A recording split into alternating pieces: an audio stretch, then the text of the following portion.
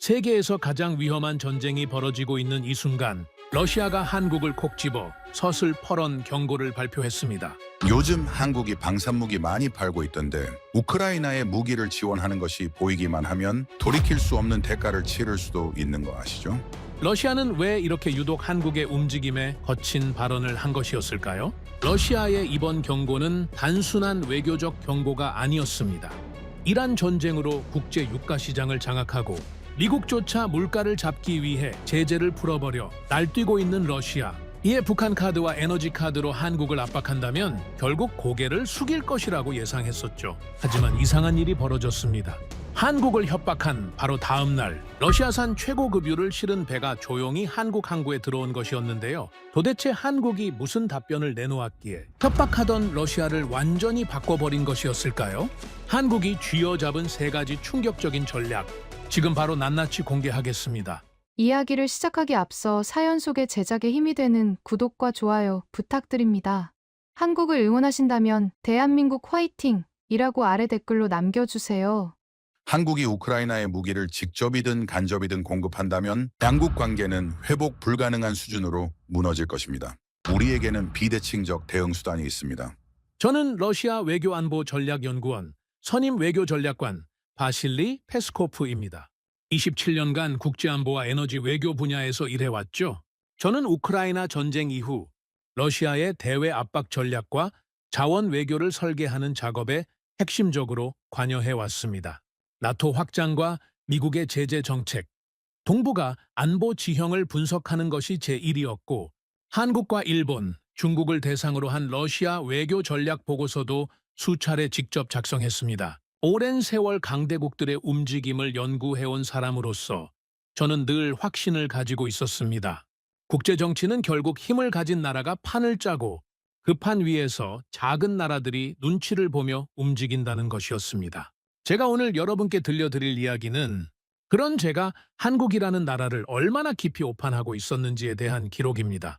그리고 그 오판이 저를 얼마나 거대한 충격 속으로 끌어당겼는지에 관한 고백이기도 합니다. 이야기는 러시아 대통령이 국가안보회의를 마친 직후 기자들 앞에 섰던 그날로 거슬러 올라갑니다. 저는 모스크바 외교안보연구원 회의실에서 동료들과 함께 TV 화면을 지켜봤습니다.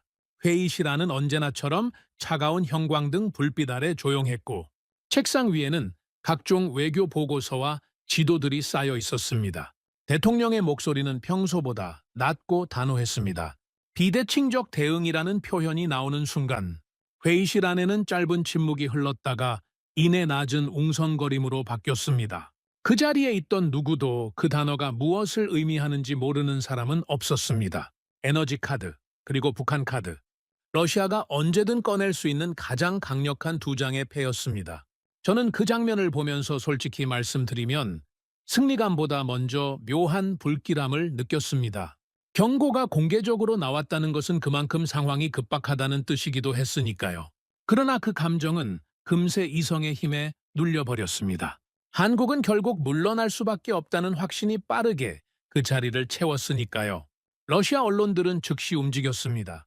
한국에 대한 최후 경고, 한국이 선을 넘으면 돌이킬 수 없다는 자극적인 헤드라인이 쏟아졌고, 모스크바 정치권 안에서는 이제 한국이 조용히 한 발 물러설 것이라는 분위기가 급속도로 퍼졌습니다. 저도 그 흐름에 올라탔습니다. 사흘 뒤 외교안보연구원 대회의실에는 러시아 외교부, 에너지부, 군사 전문가들이 한자리에 모였습니다. 안건은 단 하나였습니다. 한국의 대응 전략을 어떻게 읽을 것인가. 회의 분위기는 처음부터 자신감으로 가득 차 있었습니다. 군사 담당자는 지도를 펼쳐놓고 북한과 러시아의 군사 협력 가능성을 거론했고, 에너지 담당자는 한국이 러시아산 원자재 없이 버텨낼 수 있는 기간을 계산했습니다. 그 계산이 내놓은 숫자는 생각보다 훨씬 짧았습니다. 한국 석유화학 공장들의 나프타 재고는 길어야 보름치입니다. 우리가 공급을 끊는 순간 한국 제조업의 심장이 멈추게 됩니다. 그 말에 회의실은 단번에 조용해졌습니다. 나프타는 플라스틱과 합성 섬유, 배터리 소재의 근원이 되는 원료입니다. 그 공급이 끊긴다는 것은 단순한 공장 가동률 저하가 아니라 한국 경제 전체를 뒤흔드는 일이었습니다. 저는 그 침묵을 승리의 전조로 읽었습니다. 누군가는 북한 리스크만 제대로 건드려도 한국은 버틸 수 없습니다. 라고 덧붙였습니다. 반박하는 목소리는 없었습니다. 회의실의 공기는 이미 결론이 내려진 사람들의 그것이었습니다. 한국은 미국 눈치를 보는 나라이고 북한 앞에서 움츠러드는 나라이며 경제 위기 앞에서 결국 먼저 무릎을 꿇는 나라라는 공통된 인식이 그 회의실을 지배하고 있었습니다. 저 역시 그 인식에서 크게 벗어나지 않았습니다. 한국은 제조업은 강하지만 국제 정치에서는 강대국들의 흐름을 따라가는 수준이라는 것이 제 오랜 판단이었으니까요.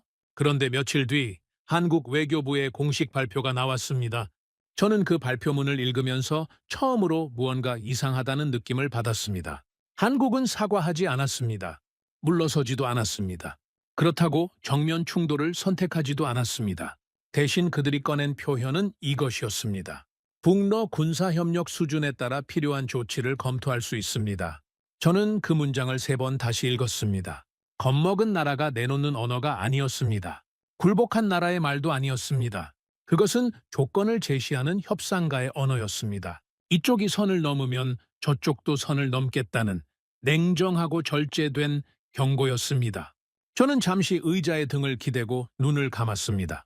27년간 수백 개의 외교 발표문을 분석해왔지만 이 짧은 한 문장에서 느껴지는 묘한 무게감은 익숙한 것이 아니었습니다. 회의실 분위기가 미묘하게 흔들렸습니다. 누군가는 허세라고 일축했고 다른 누군가는 한국이 실제로 포탄 공급에 나서겠느냐고 의심했습니다. 하지만 군사 담당자 한 명이 꺼낸 말이 그 공기를 다시 한번 바꿔버렸습니다. 한국이 155mm 포탄을 본격적으로 지원하기 시작하면 전황은 달라집니다. 미국이 원하는 것은 한국의 공장입니다. 그 공장이 돌아가기 시작하면 우크라이나는 최소 1년은 더 버틸 수 있습니다. 회의실이 조용해졌습니다. 저는 그 순간 처음으로 이상한 긴장감을 느꼈습니다. 한국의 포탄 생산 능력이 이 전쟁의 판도를 바꿀 수 있다는 말은 제가 지금껏 한국을 바라보던 시각과 완전히 달랐습니다. 하지만 저는 여전히 스스로를 설득했습니다. 아니야, 한국은 실제로 그 위험을 감수하지는 않을 거야. 그 확신을 아직은 버리지 않았습니다. 그런데 그날 저녁 예상치 못한 보고서 하나가 제 책상 위에 올라왔습니다. 충남 대산항에 러시아산 나프타 27,000톤을 실은 선박이 입항했다는 내용이었습니다. 저는 입항 날짜를 확인했습니다. 러시아 대통령이 한국을 향해 공개적으로 경고를 쏟아낸 바로 다음 날이었습니다. 바뀐 건 없었습니다. 우리가 협박한 나라에 우리가 먼저 자원을 실어 보내고 있었습니다. 에너지 담당 관료는 조심스럽게 설명했습니다. 한국 석유화학 시장은 너무 큽니다. 완전히 잃을 수는 없어요. 아시아 전체 공급망과 연결돼 있으니까요. 그 말이 틀렸다고 할 수는 없었습니다. 하지만 제 머릿속에서는 그와 전혀 다른 질문이 떠오르고 있었습니다. 우리가 한국을 압박하고 있는 게 아니라 오히려 우리가 한국을 필요로 하고 있는 건가? 그 물음은 쉽게 사라지지 않았습니다. 저는 그날 밤 혼자 사무실에 남아 창밖의 모스크바 야경을 바라봤습니다. 도시의 불빛은 언제나처럼 고요했지만 제 안에 무언가는 처음으로 조용히 흔들리고 있었습니다. 27년 동안 단 한 번도 흔들린 적 없던 확신들이 그날 밤 가볍게 그 자리를 움직이기 시작했습니다. 하지만 그때까지도 저는 그 흔들림을 인정하지 않았습니다. 그 실수가 얼마나 오래 이어질지 그때는 아직 알지 못했습니다. 한국 외교부 발표가 나온 뒤 저는 스스로에게 선언을 하나 내렸습니다. 한국을 처음부터 다시 분석하겠다. 27년 경력의 자존심이 그 선언을 하게 만들었습니다. 내가 틀렸다면 그건 자료가 부족해서이고 자료를 다시 보면 결국 같은 결론이 나올 것이라는 믿음이 있었기 때문이기도 합니다. 저는 러시아 내부 보고서부터 시작해 나토 자료, 미국 주요 싱크탱크의 분석 문서, 유럽 방산 전문가들의 보고서까지 직접 모아 읽기 시작했습니다. 처음에는 반신반의하는 상태였습니다. 설마 한국이 그렇게까지 중요한 나라겠느냐는 회의감이 앞섰습니다. 그런데 자료를 읽어나갈수록 예상하지 못한 숫자들이 쏟아지기 시작했습니다. 한국은 이미 세계 최고 수준의 155mm 포탄 생산 능력을 갖춘 국가였습니다. 전시체제로 전환할 경우 연간 생산 가능한 포탄 수량에 관한 분석 수치는 저를 한동안 멈추게 만들었습니다. 처음 그 숫자를 봤을 때 자료가 잘못된 줄 알았습니다. 유럽 전체가 1년 동안 생산하는 양을 한국은 몇 달 만에 만들어낼 수 있다는 분석이 여러 보고서에 반복적으로 등장했습니다. 저는 출처를 하나하나 확인했습니다. 미국 싱크탱크, 나토 내부 문서, 유럽 방산업계 분석 보고서, 어느 자료를 봐도 결론은 같았습니다. 한국의 포탄 생산 능력은 현재 서방 세계에서 가장 강력한 수준 중 하나였습니다. 저는 손이 느려졌습니다. 그때까지만 해도 저는 한국을 미국의 영향권 아래 놓인 중견국 정도로 분류하고 있었습니다. 제조업은 강하지만 국제정치에서는 강대국의 흐름을 따라가는 나라. 그러나 제 눈앞에 펼쳐진 숫자들은 그 분류가 얼마나 안일한 것이었는지를 서늘하게 드러내고 있었습니다. 155mm 포탄은 현대 지상전에서 가장 핵심적인 소모 무기 중 하나입니다. 전선이 교착 상태에 빠진 전쟁에서 포탄 재고는 곧 전쟁 지속 능력을 결정합니다. 그 포탄을 가장 많이, 가장 빠르게 만들 수 있는 나라가 한국이었습니다. 저는 그 단순한 사실이 얼마나 무거운 의미를 갖는지를 뒤늦게 실감하고 있었습니다. 충격은 거기서 멈추지 않았습니다. 다음으로 확인한 것은 미국의 이른바 백필 전략이었습니다. 미국이 자국에 비축해둔 포탄을 우크라이나에 보내고 그 빈자리를 한국산 포탄으로 채우고 있다는 내용이었습니다. 한국은 겉으로는 우크라이나에 직접 지원하지 않는다고 밝히고 있었지만 실제로는 미국을 통해 전장에 영향을 미치고 있었습니다. 미국 군사 문서 가운데 하나에는 한국의 지원 없이는 우크라이나 탄약 공급을 장기적으로 유지하기 어렵다는 표현까지 등장했습니다. 저는 그 문장에서 한동안 시선을 떼지 못했습니다. 한국은 이미 이 전쟁 안에 들어와 있었습니다. 우리는 이제야 그 사실을 알아챈 것이었습니다. 저는 즉시 내부 회의를 소집했습니다. 회의 분위기는 처음과 달리 무거웠습니다. 군사 전문가는 한국이 생산량을 본격적으로 늘릴 경우 러시아군이 탄약 우위를 잃을 수도 있다고 경고했습니다. 에너지 담당자는 그래도 한국은 러시아산 자원이 필요하니 결국 타협할 것이라고 맞섰습니다. 외교 담당자는 한국이 미국과 나토, 러시아를 동시에 이용하려 한다는 점이 진짜 문제라고 짚었습니다. 논쟁은 점점 격렬해졌습니다. 누군가는 한국이 결국 미국 편이라고 단정했고 다른 누군가는 한국은 오직 자기 이익만 본다고 반박했습니다. 회의실에 앉은 수십 명의 전문가들이 모두 다른 결론을 향해 달려가고 있었습니다. 저는 두 주장을 모두 들으며 침묵을 유지했습니다. 우리는 한국을 미국의 부속품처럼 봤지만 한국은 우리 예상보다 훨씬 독자적으로 움직이고 있다는 생각이 서서히 자리를 잡았습니다. 회의가 끝난 뒤 젊은 분석관 이고르가 조심스럽게 제 곁에 다가왔습니다. 그는 새내기 분석관치고는 눈빛이 유독 맑고 날카로운 청년이었습니다. 선배님, 혹시 우리가 처음부터 잘못 본 건 아닐까요? 저는 짜증 섞인 표정으로 물었습니다. 무슨 뜻이지? 이고르는 한국 방산 수출 자료와 생산 지표를 꺼내 보여줬습니다. 한국은 단순히 포탄을 많이 만드는 나라가 아닙니다. 미국도 필요로 하고 유럽도 필요로 하고 심지어 러시아도 나프타를 팔아야 하는 나라입니다. 지금 강대국 모두가 동시에 필요로 하는 나라가 되고 있습니다. 저는 아무 말도 하지 못했습니다. 이고르가 정리한 자료의 논리는 단순하지만 단단했습니다. 강대국 모두가 한국을 필요로 한다면 한국은 더 이상 누군가에게 의존하는 나라가 아니라는 뜻이었습니다. 그 말이 맞는다면 우리가 한국을 협박하는 이유도 처음부터 다시 생각해 봐야 했습니다. 혹시 러시아가 한국에 경고를 날린 이유가 한국이 약해서가 아니라 너무 강해졌기 때문은 아닐까? 그 생각이 처음으로 제 머릿속을 스쳐 지나갔습니다. 저는 이고르가 자리를 뜬 뒤에도 한동안 그 자료들을 내려다봤습니다. 수치와 그래프들이 제가 27년 동안 쌓아온 판단의 틀을 조용히 흔들고 있었습니다. 그날 밤 저는 혼자 사무실에 남았습니다. 책상 위에는 한국 포탄 공장의 사진과 생산량 그래프가 펼쳐져 있었습니다. 공장 사진 속에는 거대한 생산 라인과 정밀하게 쌓인 포탄 더미들이 담겨 있었습니다. 저는 그것들을 바라보면서 미국과 유럽이 왜 그토록 한국에 매달리는지 비로소 이해하기 시작했습니다.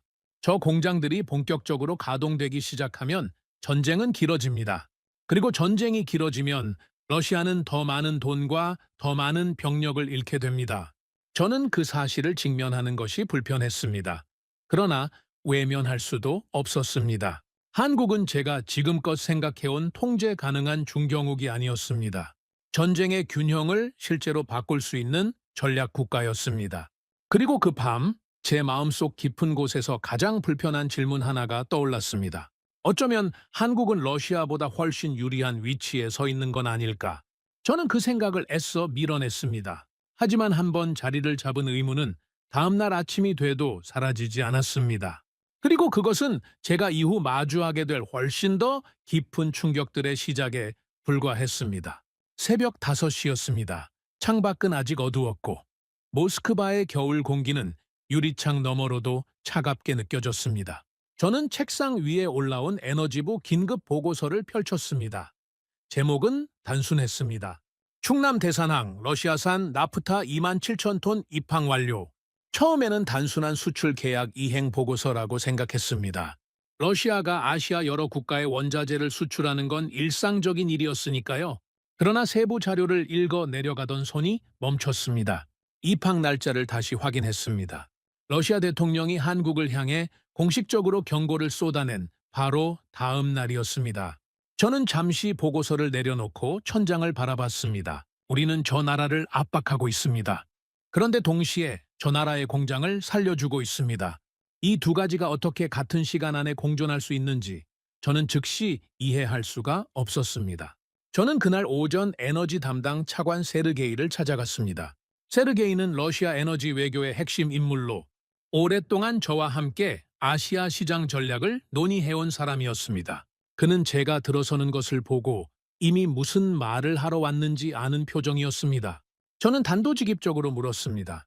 한국을 압박하려면 자원부터 끊어야 하는 것 아닙니까? 경고를 날리고 나서 다음 날 나프타를 보내는 건 앞뒤가 맞지 않아요.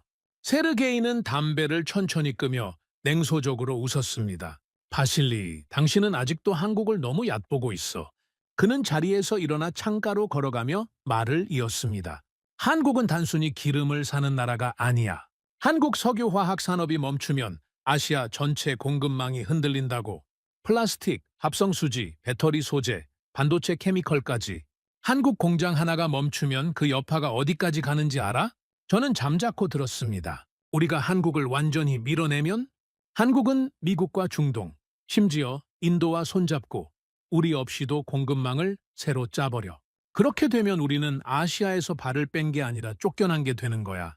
세르게이는 창밖을 바라보며 낮게 덧붙였습니다. 우리는 한국을 두려워해서 협박하는 거다, 바실리.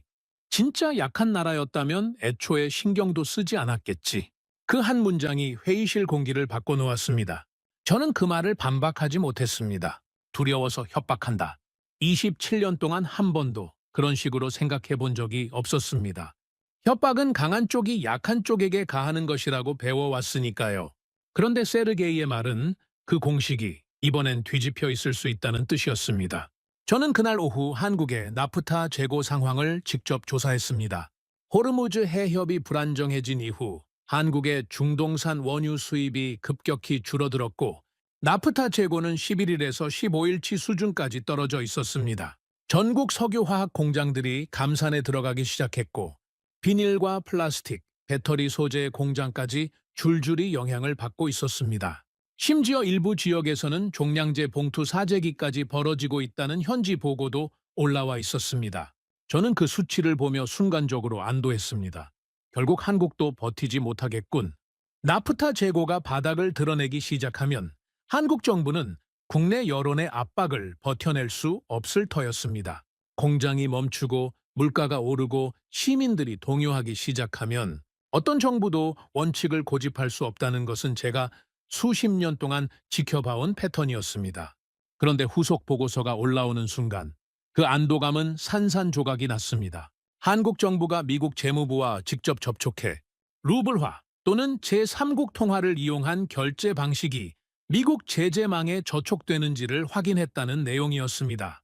미국은 미국 금융망을 직접 통과하지 않는 한 제재 대상으로 보지 않겠다는 입장을 전달했고 곧바로 한국 주요 기업들이 러시아 중개상을 통한 나프타 확보 계약을 체결했다는 보고가 이어졌습니다. 저는 그 흐름을 다시 읽었습니다. 한국은 미국과 싸우지 않았습니다. 미국의 규칙을 어기지도 않았습니다. 그런데 그 규칙 안에서 러시아 자원을 확보하는 길을 스스로 찾아낸 것이었습니다. 규칙을 깨는 것이 아니라 규칙의 빈틈을 정밀하게 파고드는 방식이었습니다.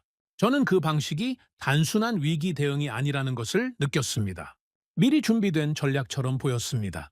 그 무렵 러시아 내부에서는 의견이 날카롭게 갈리기 시작했습니다. 강경파는 지금 당장 나프타 공급을 끊어야 한다고 주장했습니다. 그러나 실리를 중시하는 쪽에서는 즉각 반박했습니다. 한국을 자극하면 오히려 미국과 나토 품으로 완전히 밀어넣게 됩니다. 한국이 공급망을 자체적으로 재편하기 시작하면 러시아는 아시아 최대 석유화학 수요처 하나를 영구적으로 잃는 겁니다. 군사 담당자는 또 다른 각도에서 경고를 던졌습니다. 한국이 우크라이나에 포탄을 본격 공급하기 시작하면 전쟁 기간이 완전히 달라집니다.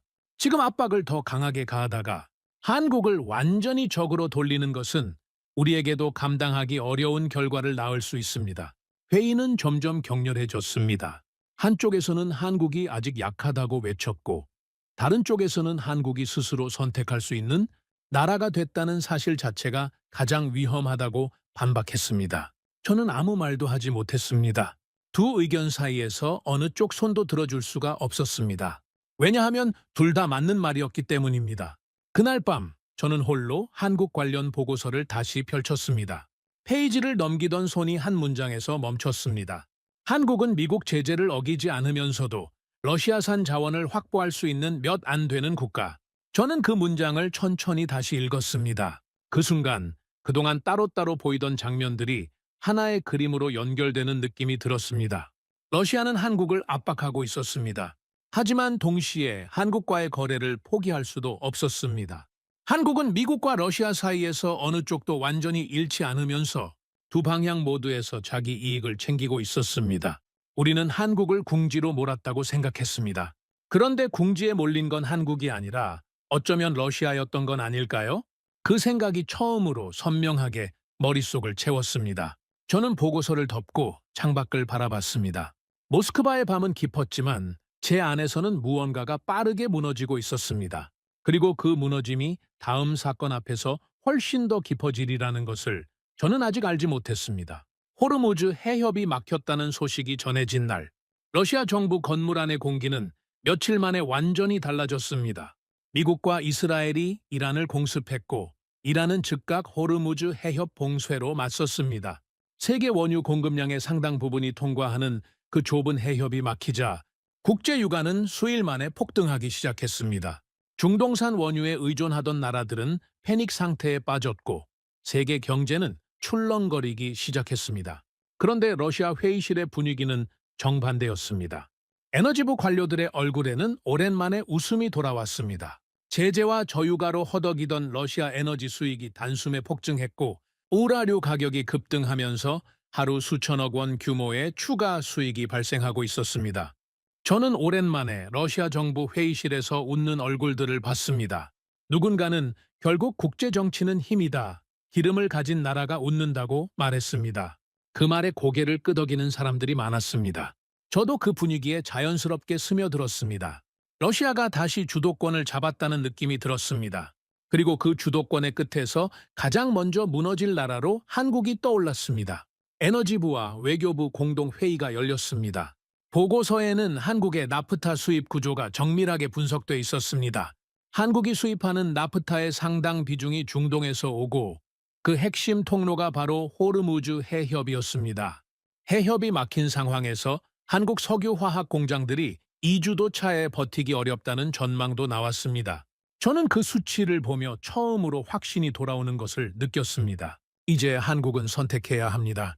미국을 따를지 공장을 살릴지, 그리고 공장을 살리려면 결국 러시아를 선택해야 합니다. 회의 참석자들도 하나같이 같은 방향으로 이야기했습니다. 한국은 강대국 흉내를 냈지만 결국 제조업 국가일 뿐이라는 말도 나왔습니다. 저는 처음으로 여유를 되찾았습니다. 이제는 한국이 아니라 우리가 조건을 정하는 쪽이라는 생각이 들었습니다. 그때 미국에서도 흔들리는 신호가 들어왔습니다.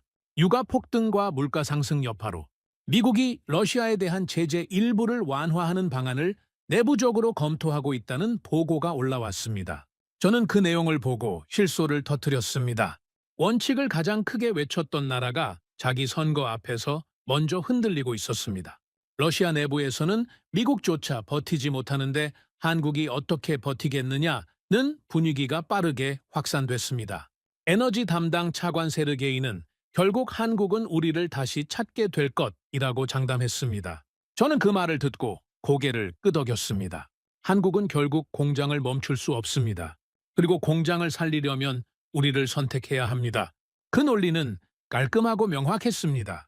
그런데 이고르가 조심스럽게 입을 열었습니다.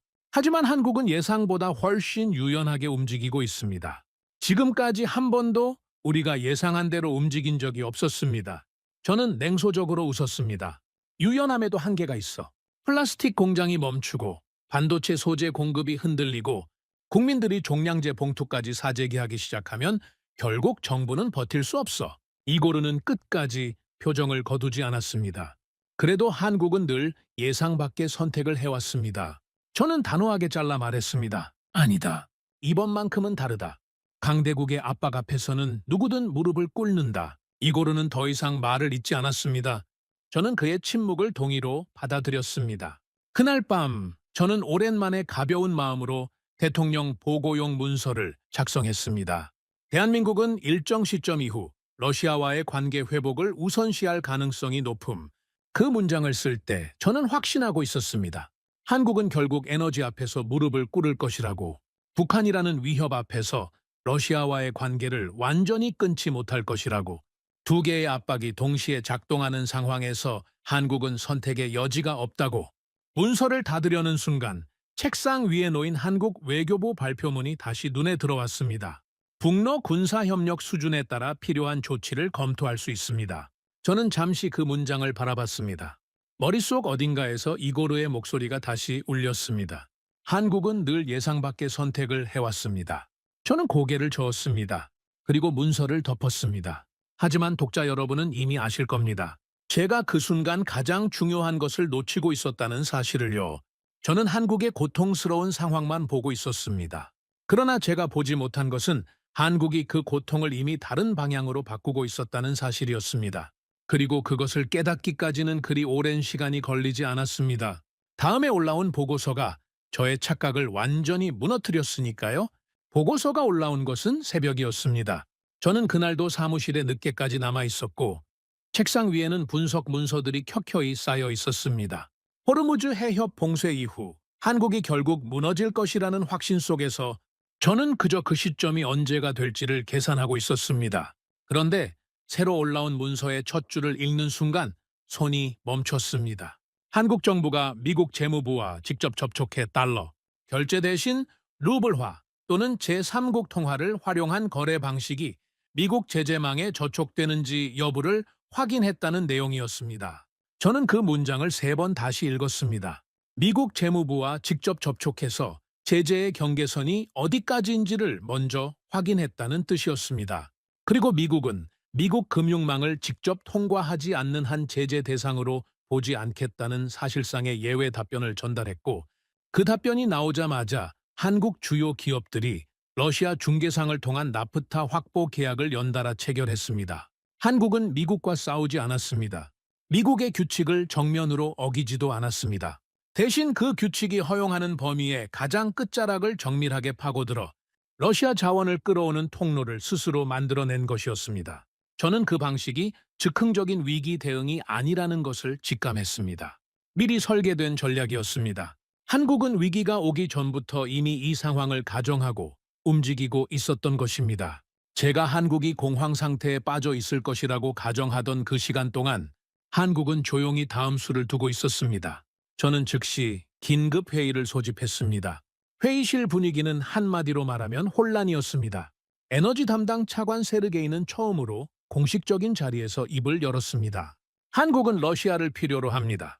하지만 우리도 한국을 필요로 합니다. 이 관계는 어느 한쪽이 일방적으로 끊을 수 있는 구조가 아닙니다. 강경파는 즉각 반발했습니다.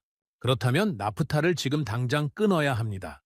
한국이 우리 자원으로 버티면서 동시에 미국 편을 드는 것을 그냥 두고 볼 수는 없습니다. 세르게이는 고개를 저었습니다. 한국을 끊어도 한국은 죽지 않습니다. 다른 공급망을 만들 겁니다. 오히려 우리가 아시아 최대 석유화학 수요처를 영구적으로 잃는 결과가 됩니다. 회의는 점점 방향을 잃어갔습니다. 그때 누군가가 조용하지만 분명한 목소리로 말했습니다. 한국은 협박하면 물러나는 나라가 아닙니다. 협박당할수록 더 많은 선택지를 만드는 나라입니다. 회의실이 잠시 조용해졌습니다. 저는 그 문장을 흘려듣지 못했습니다. 협박당할수록 더 많은 선택지를 만든다. 그것은 단순한 버티기가 아니었습니다. 압박을 받을 때마다 새로운 출구를 만들어내는 능력. 그 능력이 지금 한국이 보여주고 있는 것이었습니다. 저는 회의가 끝난 뒤 혼자 남아 한국의 산업 구조를 다시 들여다봤습니다. 한국은 나프타를 단순히 사서 쓰는 나라가 아니었습니다. 러시아에서 나프타를 사고 그것을 정제하고 가공해 플라스틱과 배터리 소재, 반도체 케미컬로 만들어 세계 시장에 팔고 있었습니다. 즉 러시아가 한국에 파는 것은 단순한 원자재가 아니었습니다. 한국이라는 거대한 제조 시스템을 통과한 뒤 수십 배의 부가가치를 만들어내는 원료였습니다. 한국의 석유화학 수출 규모와 제조업 비중을 담은 수치들을 보는 순간 저는 등줄기가 서늘해지는 느낌을 받았습니다. 러시아는 자원을 팔아 돈을 법니다. 하지만 한국은 그 자원으로 세계 시장을 지배하고 있었습니다. 우리는 원료를 공급하는 쪽이고 한국은 그 원료로 미래를 만드는 쪽이었습니다. 그 차이가 얼마나 큰 것인지를 저는 그날 처음으로 숫자로 실감했습니다. 저는 다시 세르게이를 찾아갔습니다. 우리가 한국을 협박하면 할수록 오히려 한국이 더 강해지고 있는 것 아닙니까? 세르게이는 한동안 말이 없었습니다. 그의 표정에서 처음으로 무거움이 느껴졌습니다. 그는 낮고 천천히 입을 열었습니다. 바실리, 국제정치에서 가장 위험한 나라는 약한 나라가 아니야. 위기 속에서도 살아남는 법을 배우는 나라지. 그는 잠시 멈췄다가 말을 이었습니다. 한국은 전쟁도 겪었고 분단도 겪었어. 외환위기도 버텼고 에너지 위기도 여러 번 넘겼지. 저 나라는 원래 위기에서 더 강해지는 나라야. 위기가 올 때마다 무너지는 게 아니라 더 촘촘한 시스템을 만들어서 나와. 저는 그 말에 아무 대답도 하지 못했습니다. 세르게이의 말이 틀렸다고 느끼지 않았기 때문입니다. 오히려 그 말이 너무 정확하다는 것이 문제였습니다. 저는 그날 밤 늦게 대통령 보고서를 다시 열었습니다. 며칠 전까지만 해도 그 문서의 마지막 줄에는 이렇게 적혀 있었습니다. 대한민국은 결국 러시아 요구를 수용할 가능성이 높음. 저는 그 문장을 천천히 지웠습니다. 그리고 새 문장을 썼습니다. 대한민국은 러시아와 미국 사이에서 자국 이익을 극대화할 수 있는 전략적 위치를 확보 중. 러시아의 압박은 한국을 굴복시키기보다 오히려 더 많은 협상력을 부여하고 있음. 저는 그 문장을 쓰고 나서 펜을 내려놓았습니다. 그리고 처음으로 스스로에게 인정했습니다. 우리가 한국을 협박해서 한국을 굴복시키려 했던 것이 아니라 어쩌면 우리가 한국을 협박하면서 오히려 한국의 협상 카드를 늘려주고 있었던 것은 아닐까. 그 생각은 제가 27년 동안 쌓아온 외교 전략의 논리를 정면으로 흔드는 것이었습니다. 저는 한동안 그 문장들을 바라보다가 천천히 문서를 닫았습니다. 창밖에는 어느새 새벽이 가까워지고 있었습니다. 그리고 다음 날 훨씬 더 깊은 충격이 저를 기다리고 있었습니다. 러시아 내부 강경파가 마지막 카드를 꺼내든 것은 그로부터 얼마 지나지 않아서였습니다. 북한 카드였습니다. 그들의 논리는 단순했습니다. 한국을 흔들 수 있는 가장 확실한 수단은 에너지도 경제도 아니라 북한이라는 것이었습니다. 모스크바에서는 북러 군사협력 확대 가능성이 공개적으로 거론되기 시작했습니다. 러시아 군사 전문가들은 북한의 정찰위성 기술과 잠수함 기술, 미사일 관련 지원까지 검토해야 한다는 주장을 꺼냈습니다. 러시아 언론은 한국이 우크라이나를 돕는다면 러시아도 북한을 돕겠다는 프레임을 본격적으로 퍼뜨리기 시작했습니다. 저는 그 흐름을 보면서 이번만큼은 한국도 물러날 수밖에 없다고 생각했습니다. 에너지 위기에도 버텼고 경제 압박에도 버텼지만 북한이라는 변수는 달랐습니다. 한국이 가장 두려워하는 것은 러시아의 경제 카드가 아니라 바로 등 뒤에 북한이었으니까요. 국경을 맞댄 채 수십 년을 대치해온 나라, 미사일이 날아드는 것을 반복적으로 경험해온 나라, 그 공포는 어떤 논리로도 덮어낼 수 없는 것이라고 저는 판단했습니다. 그런데 한국의 반응은 또다시 예상과 완전히 달랐습니다. 한국 외교부의 공식 발표가 나왔습니다. 북러 군사협력 수준에 따라 대응 수위를 조정할 수 있습니다. 저는 그 발표문을 읽고 잠시 말을 잃었습니다. 한국이 선택한 표현은 방어가 아니었습니다. 러시아가 북한에 전략무기를 지원하면 한국도 우크라이나에 살상무기를 직접 보낼 수 있다는 경고였습니다. 협박을 받은 나라가 더 큰 협박으로 되돌려주는 방식이었습니다. 저는 그 짧은 문장이 러시아 내부 회의실 공기를 얼어붙게 만드는 것을 직접 목격했습니다. 한국은 공포에 질려 후퇴한 것이 아니었습니다. 오히려 한 걸음 앞으로 나온 것이었습니다. 긴급회의가 소집됐습니다. 군부와 외교부, 에너지부 관계자들이 모두 자리를 채웠습니다. 강경파는 여전히 한국의 발표를 허세로 봤습니다. 한국은 절대로 우크라이나에 직접 무기를 보내지 못합니다. 미국과의 관계, 중국과의 관계, 국내 여론까지 고려하면 실행에 옮기기 어렵습니다. 그러나 군사 담당자의 반박은 날카로웠습니다.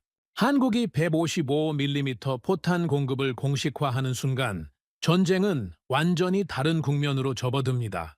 지금도 미국 비축분을 간접적으로 채워주는 수준인데 직접 공급이 시작되면 우크라이나는 최소 1년에서 2년은 더 버틸 수 있습니다. 또 다른 인물이 목소리를 높였습니다. 한국이 움직이면 일본과 호주, 나토 동유럽 국가들까지 따라옵니다. 한국의 선택은 한국 혼자의 문제가 아닙니다. 회의실 분위기는 점점 험악해졌습니다. 한쪽에서는 한국을 더 강하게 압박해야 한다고 외쳤고 다른 쪽에서는 지금 가장 위험한 것이 한국을 더 궁지로 모는 일이라고 맞섰습니다. 저는 두 주장 사이에서 말없이 앉아 있었습니다. 처음으로 러시아가 한국을 통제하지 못하고 있다는 사실이 현실로 느껴지는 순간이었습니다.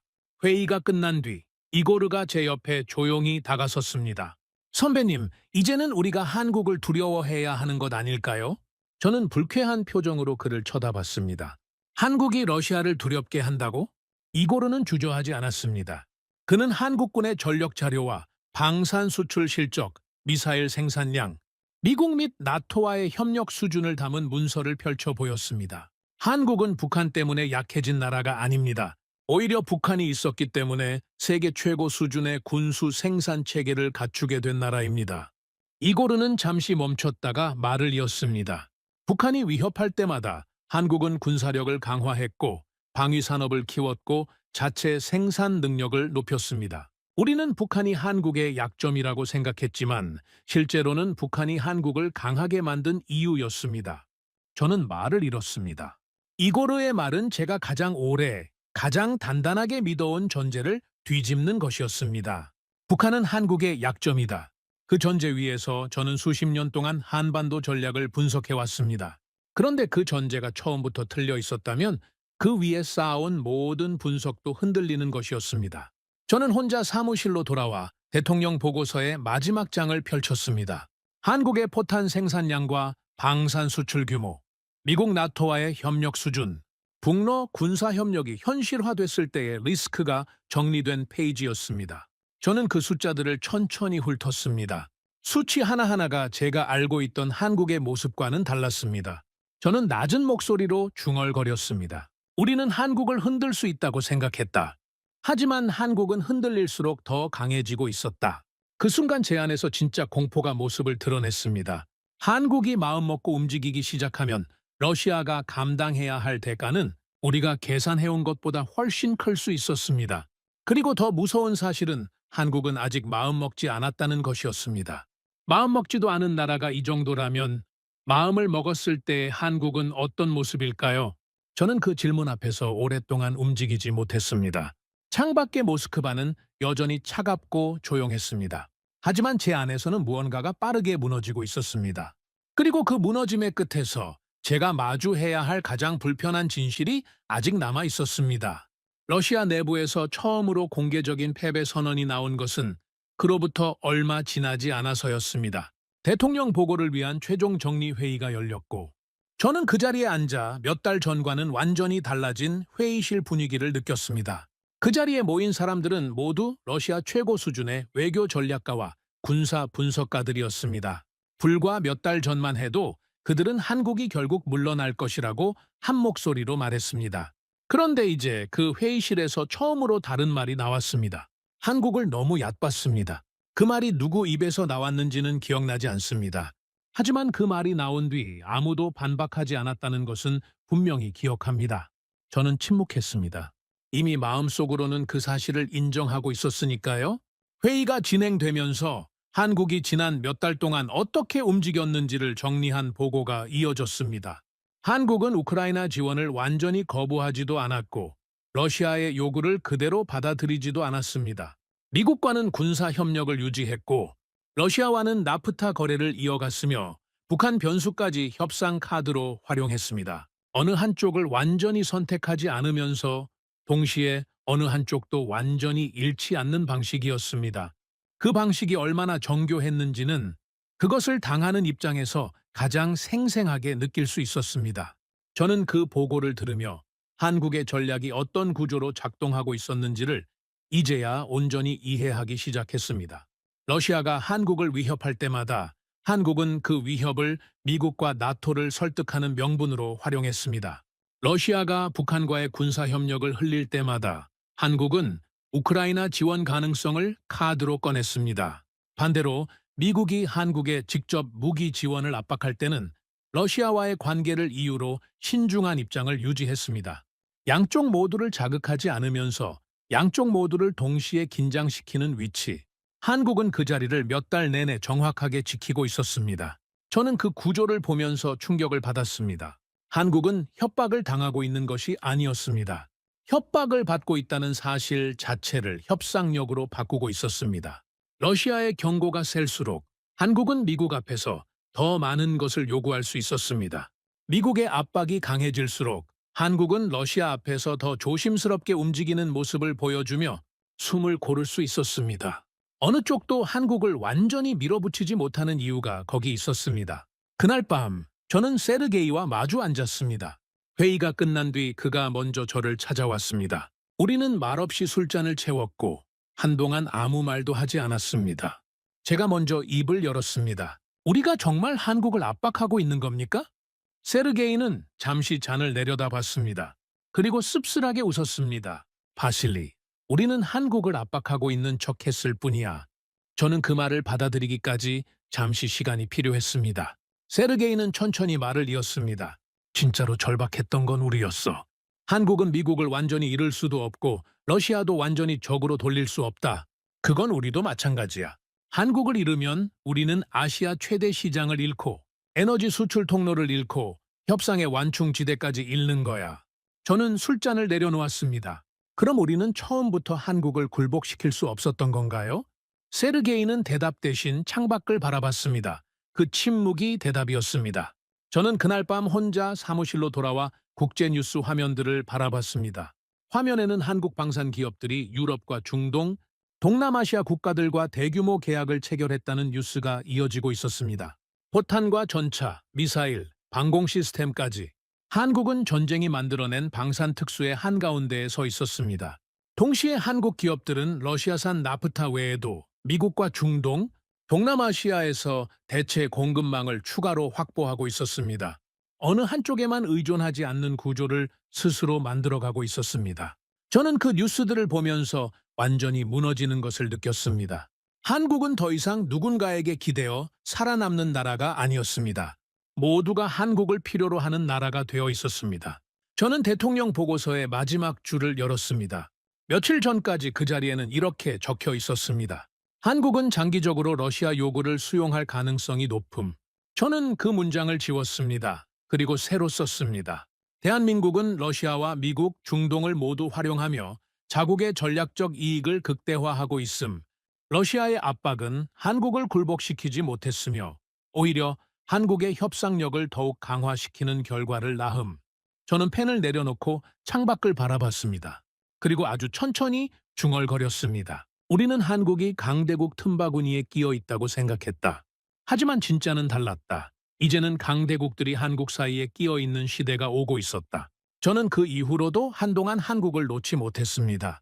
보고서를 제출하고 나서도, 회의가 끝나고 나서도 습관처럼 한국 관련 자료를 들여다보는 날들이 이어졌습니다. 처음에는 그것이 실수를 만회하려는 직업적 본능이라고 생각했습니다. 하지만 어느 순간부터는 그게 아니라는 것을 알았습니다. 저는 한국이라는 나라가 어떻게 이 자리에 서게 됐는지를 진짜로 이해하고 싶었습니다. 수십 년 동안 강대국들에게 둘러싸여 있던 나라가 어떻게 모든 강대국이 동시에 필요로 하는 나라가 됐는지를요. 자료를 들여다볼수록 한 가지 사실이 선명해졌습니다. 한국이 강해진 것은 누군가가 도와줘서가 아니었습니다. 한국은 위기가 올 때마다 그것을 기회로 바꾸는 나라였습니다. 전쟁을 겪은 뒤 조선업을 키웠습니다. 에너지 위기를 겪은 뒤 정유와 석유화학 산업을 세계 수준으로 끌어올렸습니다. 외환 위기를 겪은 뒤 반도체와 전자 산업의 기반을 더 단단하게 다졌습니다. 분단이라는 구조 속에서는 세계 최고 수준의 방위산업 생산 체계를 만들어냈습니다. 그 과정이 쌓이고 쌓여서 지금의 한국이 됐습니다. 저는 그 역사를 보면서 처음으로 한국을 향한 진심 어린 경외감을 느꼈습니다. 어떤 나라든 위기를 맞습니다. 하지만 그 위기를 체질로 바꿔내는 나라는 드뭅니다. 한국은 그 드문 나라 중 하나였습니다. 대통령 보좌관이 저를 찾아온 것은 그 무렵이었습니다. 그는 보고서를 읽었다며 자리에 앉더니 단도직입적으로 물었습니다. 결국 한국은 어디로 갈 것 같나? 예전 같았다면 저는 망설임 없이 대답했을 것입니다. 결국 미국 편이 될 것이라고. 하지만 이제 그 대답은 제 입에서 나오지 않았습니다. 저는 잠시 생각하다가 천천히 말했습니다. 한국은 누구 편도 아닐 겁니다. 보좌관은 표정이 굳었습니다. 그럼 통제할 방법도 없다는 건가? 저는 고개를 저었습니다. 통제는 처음부터 불가능했습니다. 우리가 착각하고 있었던 거고요. 보좌관은 말이 없었습니다. 저는 말을 이었습니다. 대신 협상은 해야 합니다. 이제 한국은 협박의 대상이 아니라 반드시 설득해야 하는 나라가 됐습니다. 그 차이를 먼저 인정하는 쪽이 더 유리한 위치에 서게 됩니다. 보좌관은 오랫동안 침묵했습니다. 그리고 자리에서 일어나며 낮게 말했습니다. 자네 보고서가 대통령 책상에 올라갔어. 읽으셨다고 하더군. 그것으로 대화는 끝이었습니다. 저는 그날 이후로 한국을 바라보는 렌즈를 완전히 바꿨습니다. 다시 들여다본 한국은 제가 알고 있던 것과 다른 나라였습니다. 미국이 한국을 원하는 이유는 포탄과 반도체 때문만이 아니었습니다. 한국은 미국이 감당하기 어려운 방식으로 미국이 원하는 결과를 만들어내는 나라였습니다. 러시아가 한국을 포기하지 못하는 이유도 단순한 석유화학 시장 때문이 아니었습니다. 한국을 잃는 순간 러시아는 아시아에서 발판 하나를 영구적으로 잃게 되는 구조였습니다. 중동은 한국의 정유 기술과 건설 플랜트 역량이 필요했고 유럽은 한국의 방산이 필요했으며 동남아시아는 한국의 제조업 기반과 투자가 필요했습니다. 강대국 모두가 한국과의 관계를 끊지 못하는 이유가 있었습니다. 그것은 한국이 단순히 어느 한 분야에서 뛰어난 나라이기 때문이 아니었습니다. 한국은 여러 강대국이 동시에 필요로 하는 여러 가지를 동시에 갖춘 나라였습니다. 그런 나라는 역사 속에서도 드뭅니다. 저는 마지막 보고서를 대통령 책상 위에 올려두기 전에 잠시 멈췄습니다. 마지막 줄을 다시 한번 읽었습니다. 대한민국은 더 이상 누군가의 선택을 기다리는 나라가 아닙니다. 이제는 세계가 대한민국의 선택을 기다리고 있습니다. 저는 그 문장을 쓸 때 어떤 과장도 하지 않았습니다. 그것이 제가 수개월간 직접 눈으로 확인한 현실이었으니까요. 보고서를 내려놓고 회의실을 나서던 순간 복도 끝 TV 화면에서 뉴스가 흘러나오고 있었습니다. 한국 방산 수출 계약 소식이었고 다음 화면에는 한국 반도체 기업의 글로벌 생산 확대 뉴스가 이어졌습니다. 그 다음은 한국 기업이 중동에서 수주한 대형 플랜트 계약 소식이었습니다. 저는 그 화면들을 바라보며 발걸음을 멈췄습니다. 그리고 아주 천천히 처음으로 웃었습니다. 비웃음이 아니었습니다. 인정의 웃음이었습니다. 우리는 한국을 너무 늦게 알아봤습니다. 그 생각이 다시 한번 머릿속을 지나갔습니다. 27년 동안 수백 개의 나라를 분석해온 저였지만 한국을 제대로 보는 데는 그 모든 세월보다 더 오랜 착각이 필요했습니다. 강한 나라는 목소리가 큰 나라가 아니었습니다. 모두가 관계를 끊지 못하는 나라, 모두가 자기 편으로 만들고 싶어 하는 나라가 진짜 강한 나라였습니다. 그리고 이제 그 나라는 더 이상 강대국들의 틈 사이에서 숨을 죽이고 있는 나라가 아니었습니다. 강대국들이 그 나라의 다음 선택을 숨죽이며 기다리는 시대가 이미 시작되고 있었습니다. 여러분은 이 이야기를 들으시면서 어떤 감정을 느끼셨나요? 한국은 전쟁과 분단, 외환위기, 에너지 위기를 겪을 때마다 무너지지 않고 오히려 더 강한 산업과 외교력으로 다시 일어선 나라입니다. 지금 이 순간에도 세계는 대한민국의 선택을 주목하고 있습니다. 구독과 좋아요로 응원해 주시면 더욱 재미있는 이야기로 찾아뵙겠습니다. 해외 감동 사연을 소개해드리는 스페셜 코리아였습니다. 감사합니다.